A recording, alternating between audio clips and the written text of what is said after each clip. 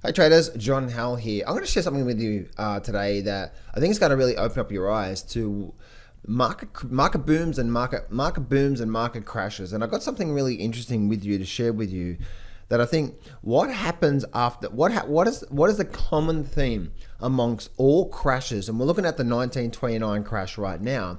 What is the common theme that I see on majority of the crashes? What actually happens through the boom cycle and also through the crash cycle? And there's something that happens almost 100% of the time on the crash cycle. And so I think that's really important for what we're going through right now. So let's get straight into it. Don't place a trade based on what you'll see in this video, because there is no guarantees of making a profit in the market. It takes you a long time to become a good trader. So this video here is just to educate you to become a much better trader. Alrighty traders, so let's get straight into today's trading here. One thing I want to share with you here is I've been doing some study on the biggest crashes that have happened over our lifetime, okay, or actually over the last couple of 100 years. And if we go back to, and I was doing some study on this, I thought, okay, looking at these market crashes, right? Because if we look at the market after a while doesn't become random, right? The market starts to give us clues because we humans do the same thing. Right, what we did 100 years ago is the way that we still operate to today. It's just technology and so on and so forth, right? So that's the reason why the market does the same thing under the same circumstances. It's the same, right? We do the same thing. And so if we have a look at bubbles, if you go look at bubbles in history, one thing I've noticed is that wherever the bubble starts in the market. So for example, here this is example of 1929. Okay, I'll start with this and then I'll walk you through the other crashes in history. So if we have a look at this here, where did the this is the 1929 weekly Dow Jones chart, okay? And I've just used the line on here. So, but where did the market really start to go vertical? Right there, right? As you can see, we actually went sideways for a number of years. And if you guys have been watching me for a while, when the market's going sideways, what is that? That's the calm before what? The storm, right? So if you guys are new to my channel, one thing you will notice if you go look through history, whenever the market starts to go sideways like this, especially for a good couple of years, when we do start to break out, we tend to break out a lot, and we tend to have a really big move for quite some time. We even did it back here, right? We went sideways and then we had a really big move for almost, again, this doesn't look like much, but that's 1 year, almost 1 year worth of a bull run. Then it went sideways for a while again, and then we went for a good couple of year bull run, right? The 1929 crash, the 1929 boom. But look at this here, okay? That's actually a bit of a side education there, okay? So that whenever you hear the calm before the storm, you will notice the market goes quiet. That's the calming effect. I call that the energy building effect, because it's not going up, it's not going down. It's just sort of not going anywhere. And that's the energy building phase. It's like it's resting. And then when it breaks out, we tend to have big moves. And that's the way that for me personally, that's the way I love trading this type of pattern anyway within my trading system. And so we can see, looking at the booms in the markets, right? We can see, look at this here. So we had the big boom. But where did it retrace? And I think this is really important to where we are right now in this current environment of where we're in the crashing mode, right? We had the big boom.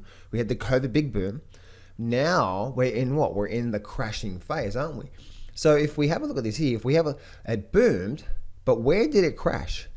It crashed to, all it did is wherever the bubble started, it just retraces 100% of that.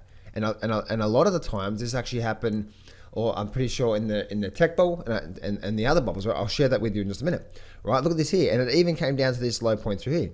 So as you can see, that we actually retraced 100% of the bubble. Wherever the bubble starts is where the market's likely to where it's likely to go down to.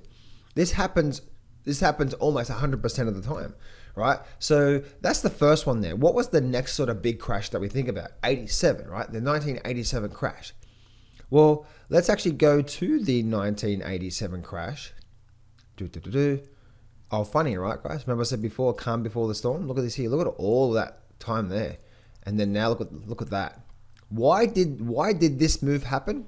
Because look at all that sideways movement, right? Once we had that sideways movement, once we started to break out, guess what? We had a good decade of prosperity, right? Movement. Look, can you imagine investing in the S&P 500 in this here? This is 1966 to 1982, 83, just nothing, right? Nothing. Oh my goodness. That's a long time there, right? But then look what happened afterwards. We had what? We had a massive boom, right? But that led us into what? That led us into this is the 1987 crash. And let me see if I can bring up my candlesticks here now. Oh, there we go, I can. All right, so let's look at this here. This is the 1987 crash. Again, we're looking at the weekly chart here. And by the way, guys, there's actually a formation. There's actually a pattern that happens up here before the crash happens to give us an alert that the buyers are no longer pushing this up and we're actually going into a selling period. There's no guarantees of actually having a crash, but there's actually a pattern that actually forms there. And I'll talk to you about that in another training, but today's training is all about retraces of bubbles. So where did this bubble actually start to go vertical, right? Where did the 1987 crash go vertical? Right there, right?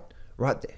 Went vertical, and look what happened. It retraced 100% of it. Not only did it retrace 100% of it, but what tends to happen is we retrace just a little bit more, right? So that was 100%. Again, this is a weekly chart, and as you look what happened here. It actually retraced, flushed down past here, and then it bounced, right? So that's the 1987 crash. What about what's the other big crashes that we think about? Oh, the tech bubble, right? So let's actually go to the Nasdaq, because it was a tech bubble, and look at this here. Where did the bubble start? Where did the vertical move start on the tech bubble? It started where? It started right there, right? Because we went up, slowly going up, and then up again. Where did it crash? All the way down to where? 100%, and even a lot more there actually. 100% and just a little bit more. Remember I said before, 100% and a little bit more of where the bubble started, and that's what actually happened. Now again, this actually took a long time.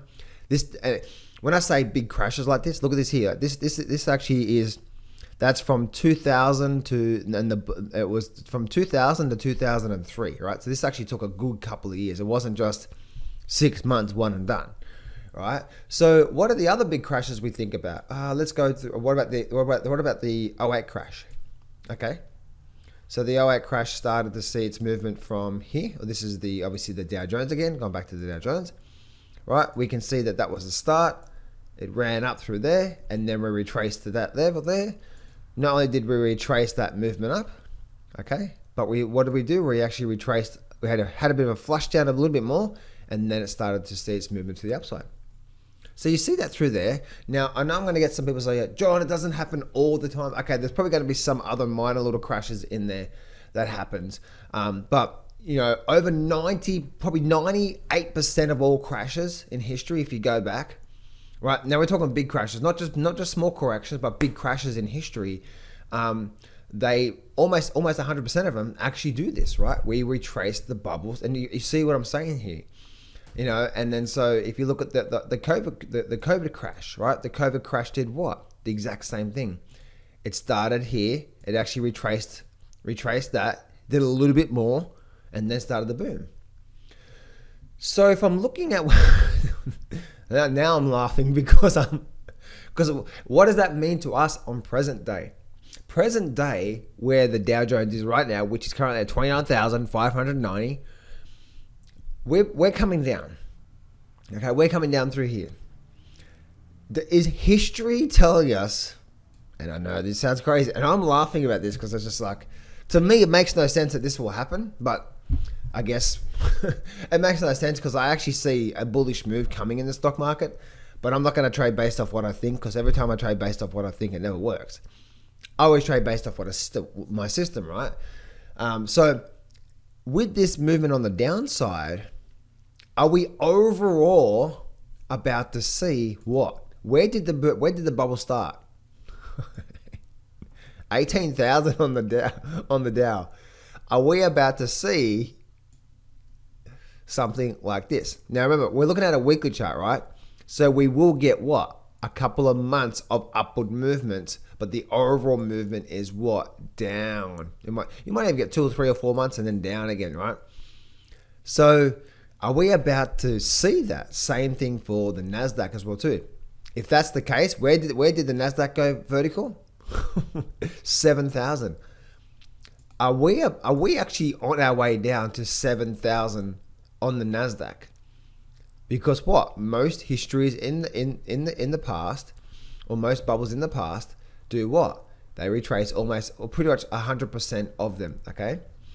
I know that sounds crazy, right? It's like that just doesn't make sense. Now, again, guys, I'm not saying this is definitely going to happen because you just never know when the Fed's going to pivot. Because when the Fed does pivot, then that's what's going to happen. But maybe the Fed's going to pivot too late by the time this actually happens. Maybe we've got a good couple of years underneath our belt of what they call pain. It's not really pain, right? Because you can short the market and make good money from short the market. So it's not really pain. It's just learn how to trade really well, right? That's the reason, like for me personally, with my trading system and my inner circle clients and stuff like that, you know, it's all about, and I teach them, it's all about just trading really high quality setups in the markets there.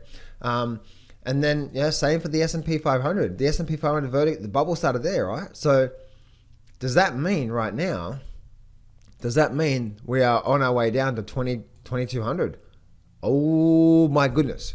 Now, I know that sounds absolutely just nuts and crazy and so on and so forth. But that's where the bubble started. So are we about to spend the next couple of years doing something like this? Down, back up again, down, back up again. Let me know what you think in the chat box below there, guys. But anyway, guys, that's a bit of a happy Monday for you guys to get started for the week. And I'll see you in the next video. Hey traders, I'm giving away 100% free access to my brand new Breakthrough full trading course. This is 8 videos over 10 hours of pure amazing and powerful strategies. This is my most powerful systems and strategies that I've used for the last 16 years, and I'm giving it away for free. So this is what I want you to do right now. I want you to go to johnsfreegift.com, or there should be a link around here somewhere, a button or in the description or somewhere in there. Click on that and you can go get free access to my brand new Breakthrough trading course. So go to johnsfreegift.com right now. Go to that right now, guys. You can get full, complete, free membership access. Go do that right now.